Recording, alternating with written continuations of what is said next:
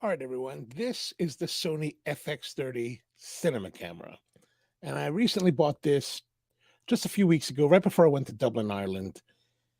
After saving some money for, I wanted to, basically, I wanted to continue this series of videos on this channel showing you how we put together this camera and the different foibles that we've gone through to do this.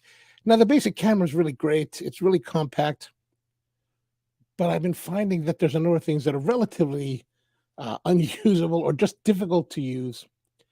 And let's start off with that. So this, what you see here on the back, is from a company called Zacuto, and this is called the Z-Finder. The Z-Finder is, well, so basically on the back of the camera, there is a screen. Oh, I've got this lock on it. So there's these nuts that you can see here, right? So they're thumb screws that also have a little. Well, anyway, the point being is that when you turn the camera on, there's a pop-out screen. And this screen, oh, let's not do that.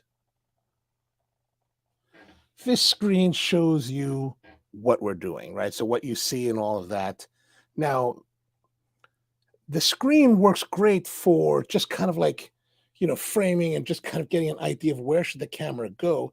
However, if you want to know if it's in focus and really get detail on it, it really kind of is difficult. Like I have not enjoyed using it in that capacity. So some of the ways to get around that is to use an external monitor. We're going to actually go into that today, as well as, electronic viewfinders you can add to the camera.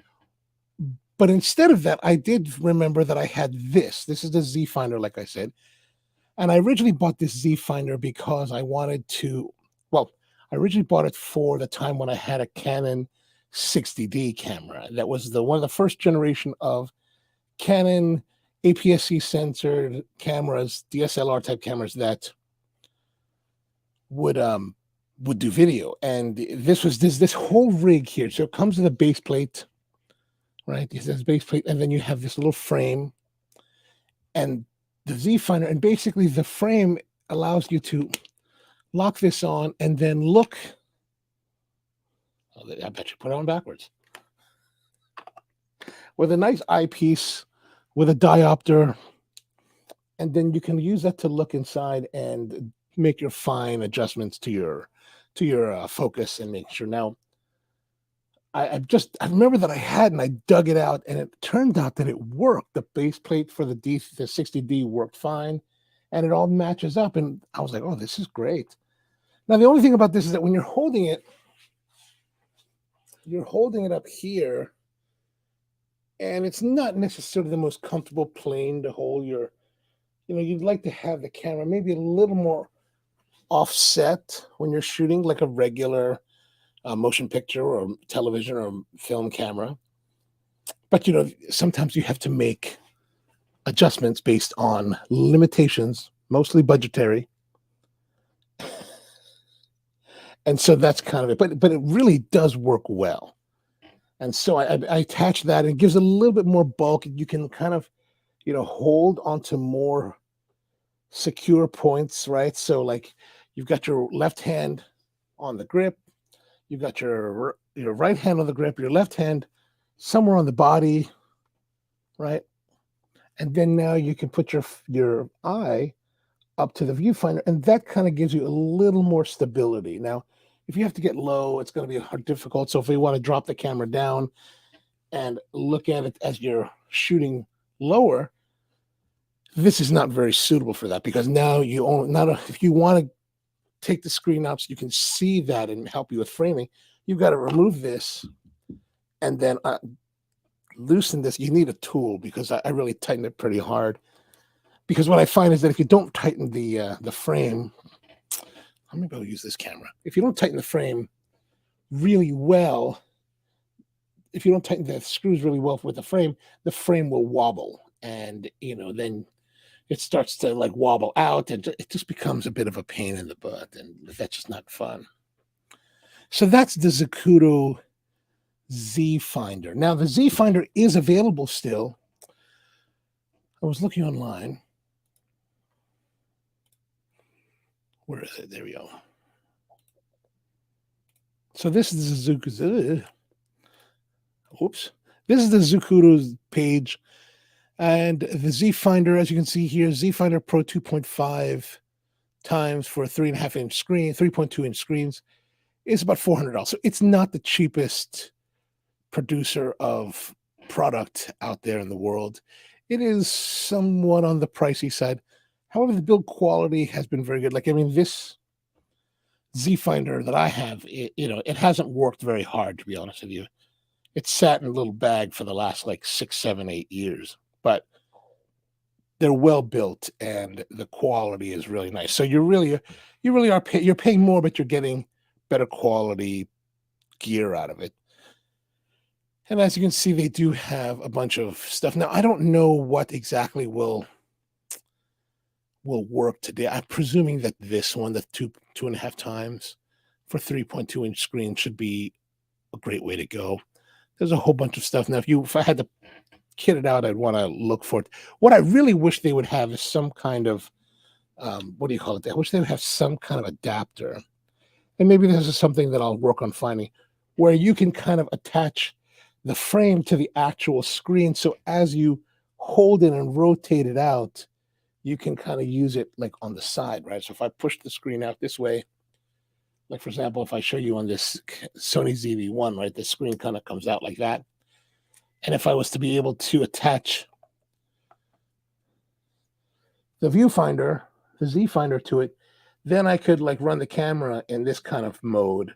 And if I needed to like be a little bit lower, then I could run it this way, which would be very convenient.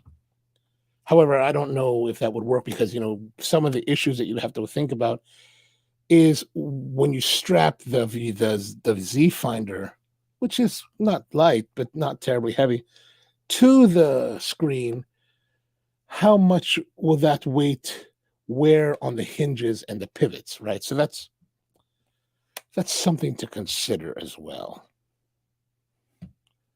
Now, another thing that I was working on in this past couple weeks is the top. Oh, yeah, that's right. Is this top plate from SmallRig? Let me show you this. So this is the SmallRig top plate that goes on top of the top handle, and it's supposed to give you some extra mounting points, as you can see here, on above the audio control system.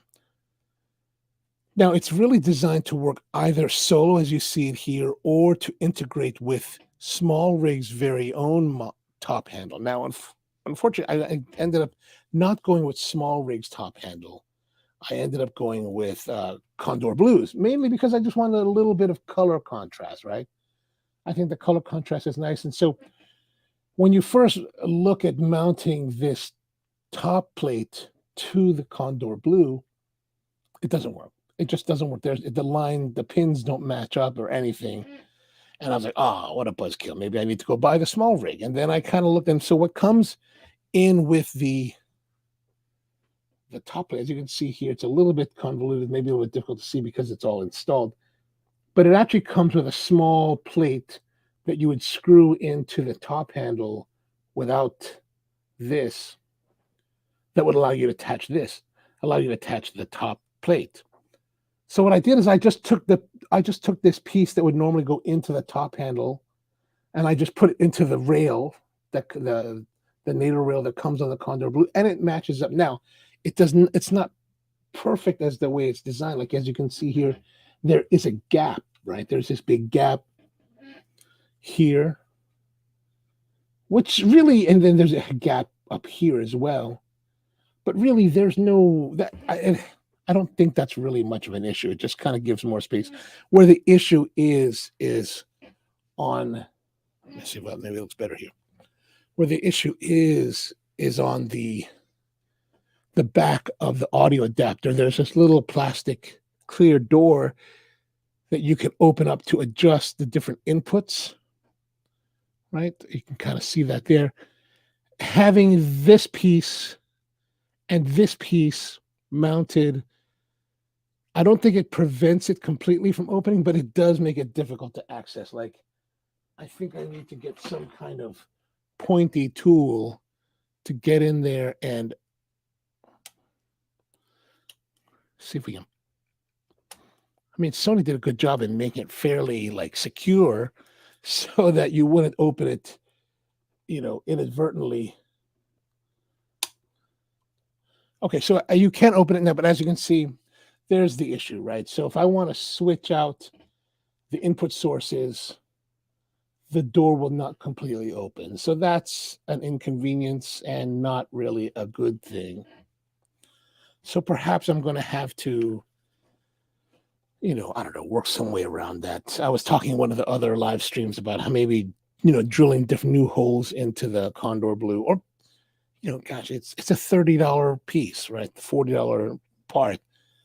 It's not terribly expensive just to go and buy the small rig and replace it with that. Although you lose the kind of color contrast, I do like that. Now, another thing that I've been working on this past week is this Mikey MKEFTE-C VND adapter. And this VND adapter is super cool. Like, right, you take this, you take this is a clear filter, but you could put VNDs in it. Now, the problem with this thing was that I could never get this lens. This is a 20 millimeter Canon USM 2.8 lens. A great lens that I've been using from the DSLR days. And the problem is that it just wasn't working very well. So there's actually two settings on this adapter. One is for PDAF, which is phase detect autofocus, and then another one for contrast detect autofocus. The manual itself that comes with the adapter says that you want to use it in PDAF mode. Cool. This thing doesn't work in PDAF mode. Like, it refuses to communicate. It refuses to allow the lens to communicate with the camera and vice versa. So whenever you have it set to PDAF mode, actually, let me see if I can recreate that, right? So I have in PDAF mode, and where are you? Why can't I see you now? Now you're not showing me any image. As you can see, there's no image. That's even worse. Let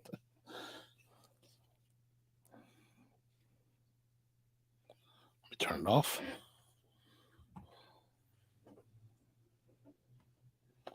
Oh, now it finally turned on. What the heck is wrong with this thing? Okay, there we go. So as you can see here, it's maybe hard to see, but you can see here it says MF, manual focus, right? It's set to autofocus.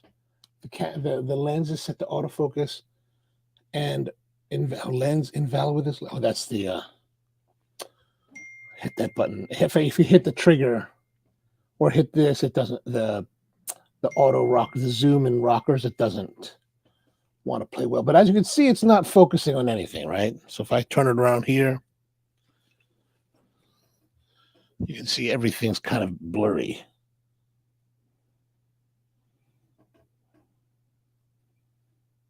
Right, look at that.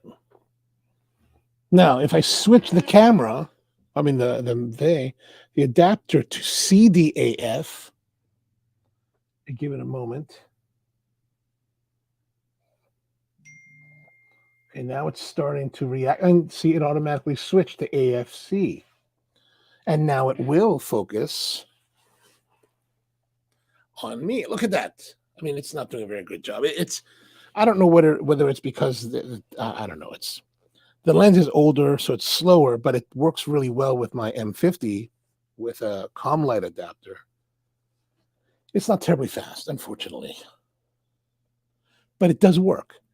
And I was worried that maybe it was a problem with this lens or something else. And so I took it over to Service Photo last week, and we put a bunch of lenses on it, and it's still the same result under phase detect autofocus mode on the adapter. So I sent the message off to Mikey and sent them some videos to to show them what's going on, and hopefully they'll come up with some kind of fix for it with an update, because it'd be much better to use phase detect autofocus than contrast detect. And another thing about this thing, I don't know if you can hear it on the microphone, but it's constantly running the motor. Like it's always trying to focus or find something, and it's always hunting. It's always hunting. So unlike the Canon and Comlight, it just that locks in and holds it. This thing is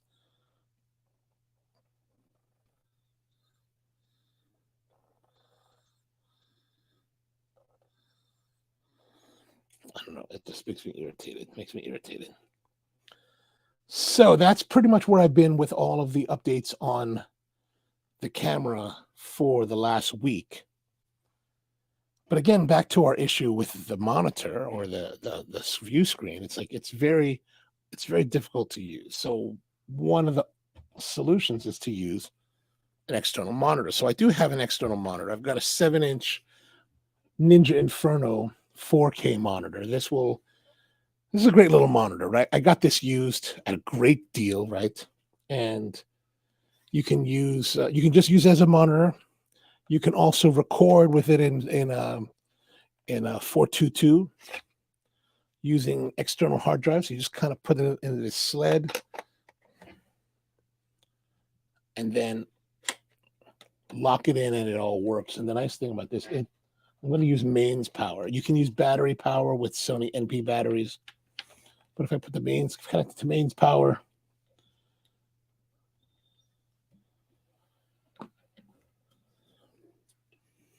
the nice thing about this unit, I actually have it rigged so that it's upside down. I was using it for teleprompting.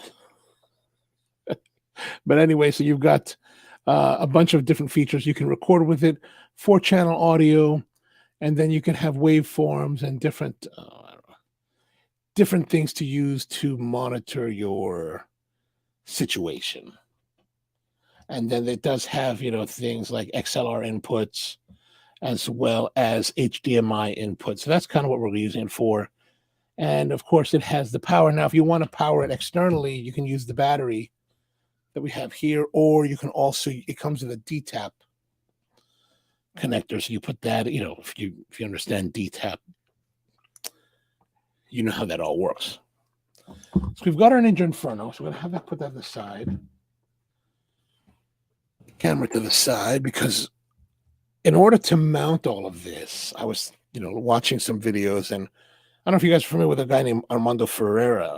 Armando's this guy, DP YouTuber that has a great channel, really interesting stuff. And he had a video about rigging up his FX30. I think it's FX30, maybe it's FX3. And he has some products from Kondor Blue that he recommended. Of course, he works with Kondor Blue and something like that. He even has these Mondo ties. I think I ordered this actually. That are, and I'll show you that. But so he had this rig, these items for the rig that I thought were pretty cool. And I thought, well, let's order them up and let's see what we got. So the Kondor Blue came in today. I was hoping it was coming on Friday, but it came today. Not a big deal now that the time has passed, and we're here. So I'm going to open up this box. And if you have any questions about what we're doing, please let me know. Kondor Blue stickers. I'm kind of like, I'm glad I'm buying the Kondor Blue stuff slowly, because I'm like, ooh, I get more stickers. If I have a stack of stickers, that'd be awesome. All right, so this is what's in the box. Oh, it's kind of a big order. So here it is. These are the Mondo ties that I was mentioning. We'll go to those later. Oh, there's 2 sets in here. I bought 2 sets. Goodness. Oh, 5-pack. Oh, yeah, 2 5-packs. They come in a 20-pack as well, and I thought that's what it might be. But I didn't know that the 5-packs were in these cases. That's cool. These are the quick releases, so this will go on the monitor as a quick release. And then, oh, wow, that's kind of a nice packaging. I guess we can lose that box. Kondor Blue. This is the Magic Arm. So one of the nice things about the Magic Arm now is that you can, let me show you this on the screen here. So these are the Magic This is what you order, the mini QR plate for monitors. And then we got the Cinemagic arm. And the nice thing about if you want to get the Cinemagic arm from these guys is that you can get them. This is not the one, but there is a version where you can do a complete custom order of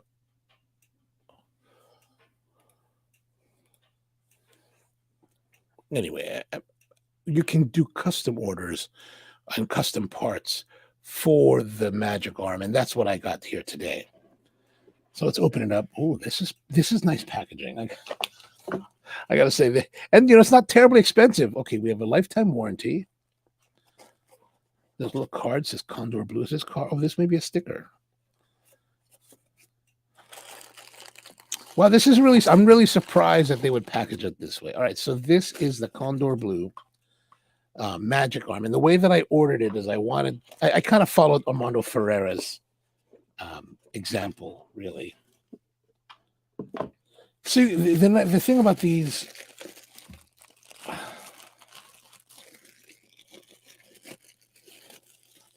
Magic Arms is that it's a fairly simple thing.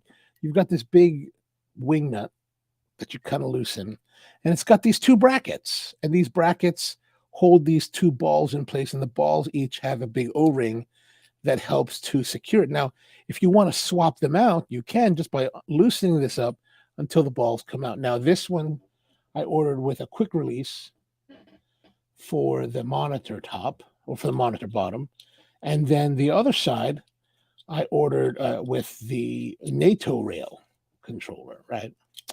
And that's how they came. And so these are really nicely done. Again, I like their whatever space gray or whatever this is called. It's a nice color. I like the contrasty colors for the camera.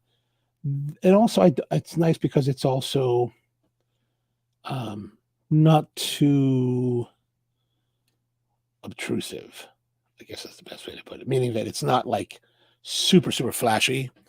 And you're not, this is just kind of a little bit nice contrast, but also kind of subtle. All right, I think I'm going to turn around so that these two are on opposing sides. And the idea behind this NATO rail is that you can fit it to any NATO rail. And the nice thing about the Sony, or about their Kondor Blue thing, is that you've got the NATO rail here. So you just kind of loosen it up, and then you can just slide it on.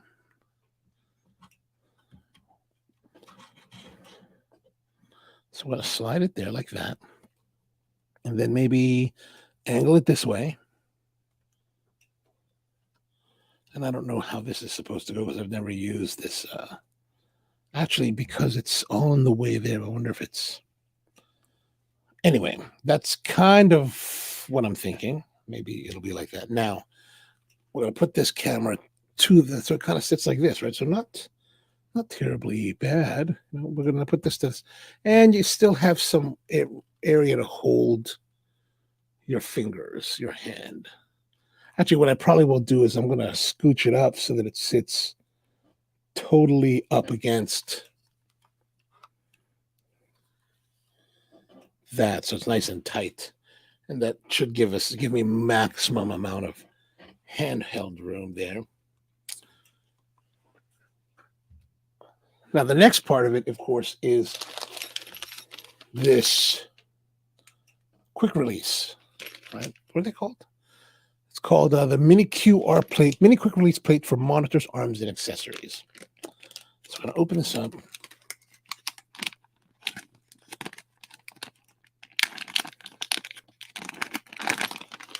We just want to take a moment. Like, these are nice packaging. This is perfectly fine and great, but I gotta say, I really dig this box. This is kind of like really kind of premium. One of the things, though, Kondor Blue, if you happen to be watching this, is that it's a little bit disappointing. Like, there was, of course, the card, and that's super nice, and then there's this little padding that's just on. And then you put they put the arm just inside the box, and it's floating, and it seems like it holds it pretty well, but. Obviously with this is a really nicely done box. Obviously they're trying to go for like this kind of like premium look. Maybe just one more of these, right? So put this at the bottom, put in the part, then put another one on the top of it, and then put the stickers, and then cover it. And I think that would really kind of really be nice, because like otherwise it's just sitting at the bottom of a raw box, and the bottom of the box is, you know, is white, is papered in white, and it's not bad, but it's not as elegant as it could have been. And I'm only saying that because obviously Kondor Blue's, you know, it's going for some level of elegance with that setup. All right, so let's have a look at our parts here. So it comes in a little parts bag of different types of screws and stuff, and 2 sizes of Allen wrench and some kind of rubber gasket. And then we've got the 2 parts, this speed clip and this other plate. Now, because this plate is the same, oh, darn it, sorry, is the same design as this, we will not be using this on the, we will not have to use that. We will just be mounting this to the bottom of the Ninja Inferno, just like that. Now, I don't know if there's supposed to be some kind of locating pins, because it makes you wonder if there are, well, there's no locating pin holes there, but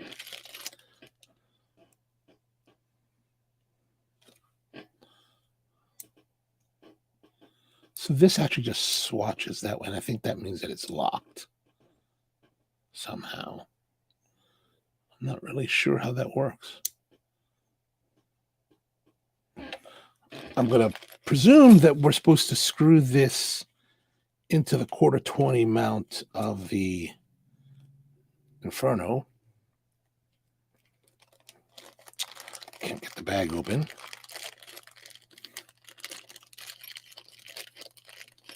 All right, there's several different lengths of 1/4-20. I'm not going to go with the super long one. I'm making a lot of presumptions on how to do this. There's no real instructions, so I'm just kind of like, okay, we're going to go do it this way. And that doesn't work. Oh, that does work. Okay, it does fit through. Oh, so it's threading through. Nice. Oh, of course, the problem is this is not 1/4-20 thread. Okay, forget that. It's 3/8. Okay, so put this back in. It's a little bit looser in that respect. Nicely done with these screws. The quality of them, the stainless steel, nice and smoothly machined and everything. I gotta say, they're pretty nice. I know. Snug it down. Great. And that's pretty much it, I think.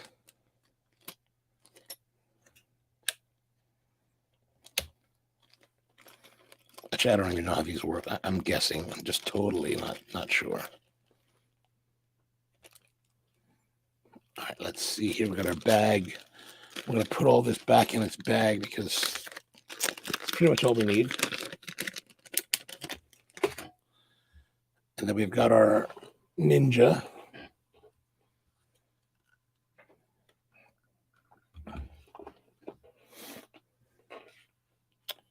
And okay, so I want to slide it on this way. Is that the way it's going to work? Does that work? I think so. Yeah.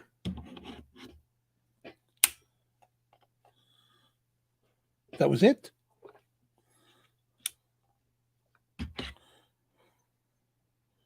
So you just kind of slide it in, right? And then you just rotate this. That locks it off. Huh. We'll tighten it this way. Now we've got our rig to the monitor. Now, I don't have any batteries at the moment, so I'm just running off a mains power here. So there we go. That's a little bit better. Is that better? I don't know if that's better. It's very heavy now. It's very front heavy also. That's one of the problems with the rigging, is that it's very front heavy. So as we move forward into the future, why can't I hold this thing? The next thing is to add 15 millimeter rails, a cage, and the cage that I ordered from SmallRig just they just didn't ship it, and who knows what's going to happen. And I sent them messages and they haven't responded, so that's a little bit of a bother. But the next step is to get some rails, a V-mount plate, and then a V-mount battery. That'll help, even out the balance of the rig. I don't know if this 7-inch is going to work. Like, people love 7-inch. They're always like, get the bigger monitor. Yeah, it's great if you're mounting this onto a tripod and like shooting in a studio. That's great. But this seems wholly impractical to me to use in the field. I'm really thinking about going for an EPV or EVP, electronic viewfinder. EVF. I'm truly thinking of using an EVF, like a port keys electronic viewfinder that I can mount to the camera using this rig, and just kind of like, that way you can, it's just more compact. This seems a little bit ridiculous. All right, let me look at it. Look at this thing. I mean, it looks kind of cool, right? Like, I mean, I'm looking all professional, right? Looking all pro. If I put the Rokinon lens on here, then we'll be like, oh yeah, dude, you look like you're pro. But another thing that I did put on here that I haven't mentioned is the Peak Design clutch strap, and that mounts to your Arca Swiss plate from Peak, and then through your existing loopholes here, and it's fairly good. I mean, Peak Design has nice quality product, right? And this so far, I mean, I haven't really used this in the field yet. I'm still trying to get the feel for using it, and really trying to understand the best way to utilize it for myself and for the channel. So this camera, even though it's like 3 weeks old now, has yet to shoot an actual video for the channel. I've shot a bit of test footage trying to figure out what, around the issues of the focusing and the adapter. One of the things about the adapter that I've been thinking about is, like, I really like the idea of using built-in NDs.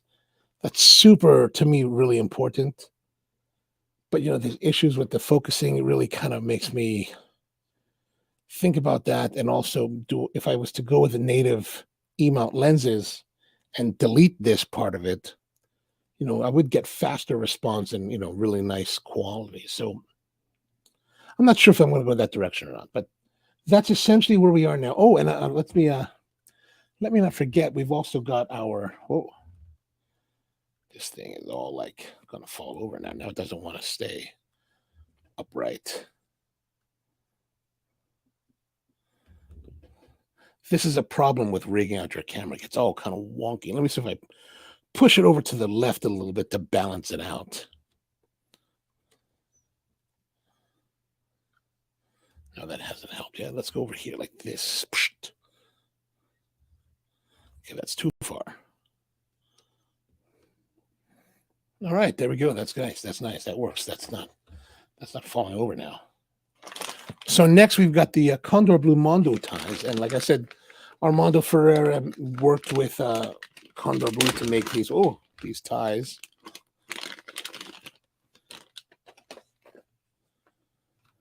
I do have Panavision's type of clips that I had used, but these look really interesting because they seem a little bit more flexible and just as easy to use. There is good. So they come with, in this particular one, they come with 5 in a set, and they come with a little Allen wrench. Now I did get 2 sets, so I think the other one is a different color.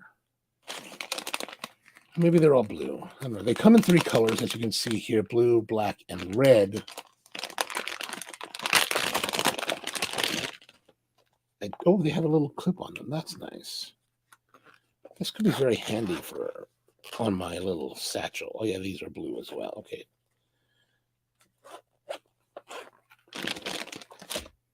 How these work is you just kind of, if you want to manage your cables,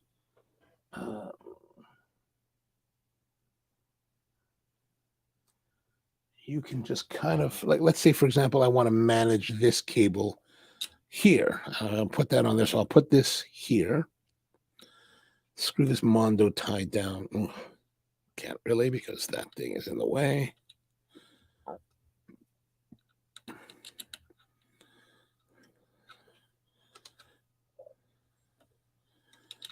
Snug it up just slightly just to make sure. Now I can take this cable, run it through like that, and now I've got it, tucked away, and it's not gonna go anywhere. You could put these wherever there are 1/4, 20, or 3/8 inch, 3/8 mounts. Oops. And you use it to wrangle your cables as necessary, right?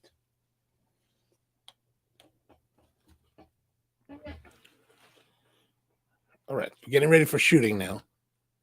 I still don't know. This is crazy. Oh, another thing that I didn't, that I do have that I did not demonstrate. Let me grab the part.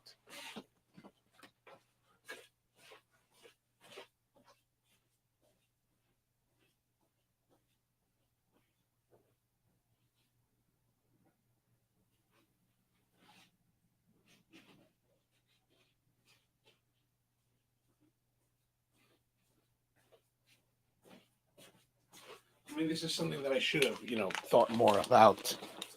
I forgot to grab it. So another thing that I did get from the previous order from Kondor Blue was this Gerald Undone purple coiled HDMI cable. So we should just install that so we can make sure that everything is working just right. All right, there we are.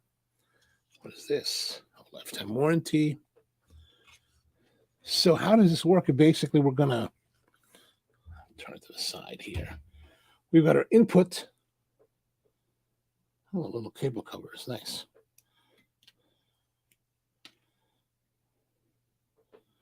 Input.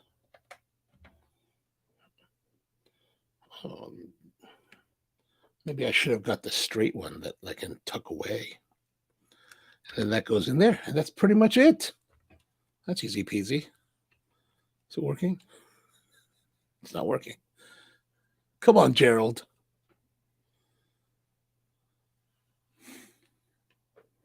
I really need to figure out how to make this work.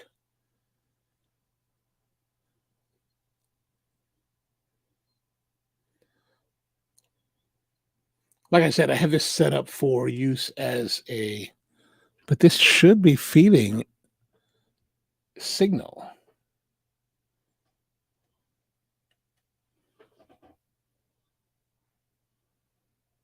No input. It's plugged in. Oh, it's not on. All right, there we go. There we go. Okay, good, good. That's working now.